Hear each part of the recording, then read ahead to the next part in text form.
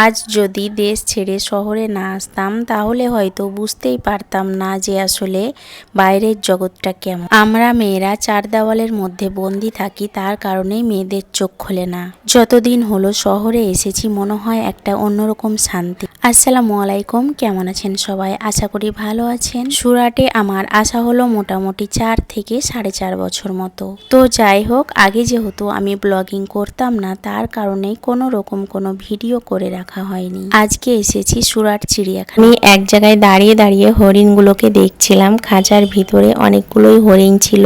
জীবনে প্রথমবার নিজের চোখে হরিণ দেখলাম, তার জন্য অনেকক্ষণ ধরে দাঁড়িয়ে দাঁড়িয়ে দেখছিলাম। এটা হচ্ছে হরিণের ঘর। প্রথমত এসে এসে হরিণগুলোকে দেখছিলাম, তারপরে আর একটা খাঁচার কাছে যাচ্ছি। এই যে আমার পাশে খাঁচাগুলো দেখছেন, এই খাঁচাগুলোর মধ্যে কিন্তু অনেক রকমের পাখি ছিল। পাখিগুলোকে দেখে তারপরে চলে এলাম শিয়ালের খাঁচার কাছে। এই প্রথমবার নিজের চোখ দিয়ে ভালোভাবে শিয়ালগুলোকে দেখেছি। এই শিয়ালগুলো গ্রামের মাঠে অনেক দেখা যায়, কিন্তু ভালোভাবে দেখা যায় না, তারা মানুষ দেখলেই ছুটে পালায়। আজ ভালোভাবে নিজের চোখ দিয়ে শিয়ালগুলোকে দেখলাম। শিয়ালটা কিন্তু অনেক ছোটাছুটি করে বেড়াচ্ছে, সে ভাবছে আমি কোন দিকে যে পালাই। এবার আমি শিয়ালের খাঁচা থেকে বাঘের খাঁচার সামনে চলে এলাম। এই যে দেখছেন একটা বাঘ, বাঘটা ঘাসের উপরে শুয়ে শুয়ে গা ঘষা দিচ্ছে। আরো অনেক বাঘ আছে এই কালো খাঁচার ভেতরে। তারপরে বাঘের খাঁচার সামনে থেকে চলে এলাম একটা পুকুরের কাছে। এই যে দেখছেন পুকুরে একটা বোর্ডের উপরে ঝর্ণা লাগানো আছে, ঝর্ণা থেকে পানি পড়ছে ঠান্ডা ঠান্ডা। তারপরে দেখছেন এই যে জঙ্গল, চিড়িয়াখানা মানেই তো জঙ্গল। এই জঙ্গলের পাশেই দেখুন আরেকটা বড় বাঘের খাঁচা রয়েছে।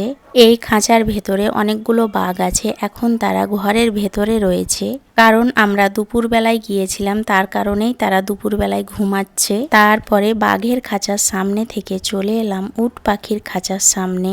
উট পাখির খাঁচা 4-5টা ছিল, সবগুলোই ঘুরে নিয়েছি। তারপরে এসে দেখি এই উট পাখির খাঁচার ভেতরে সবাই খাবার দিচ্ছে। তারপরে আমিও ভাবলাম যে আমিও একবার ট্রাই করে দেখি। তো আমি অনেক ভয়ও পাচ্ছিলাম। উট পাখিকে খাবার খাওয়াতে গিয়ে মনে হচ্ছিল আমার হাতে কামড়ে দিল, তার কারণে সেখান থেকে আমি ছুটে পালিয়ে এসেছিলাম। তারপরে চলে এলাম বগের খাঁচার কাছে। এখানে কিন্তু অনেকগুলোই বগ দেখতে পাচ্ছেন। এই বগগুলো দেখতে কিন্তু অনেক সুন্দর লাগছিল, কালো আর সাদা মিলে। এইরকম ধরনের বগ চিড়িয়াখানাতেই শুধুমাত্র দেখা যায়। বগের খাঁচার সামনে থেকে চলে এলাম গাধার খাঁচার সামনে। এটা তো খাঁচা নয়, এটা একটা প্রাচীর দিয়ে ঘেরা রয়েছে। এখানেও সবাই খাবার দিচ্ছে গাধাকে। এখানেও আমি গাধাকে খাবার দিয়েছিলাম। তো যাই হোক, ভিডিওর ফুটেজটা নেওয়া হয়নি।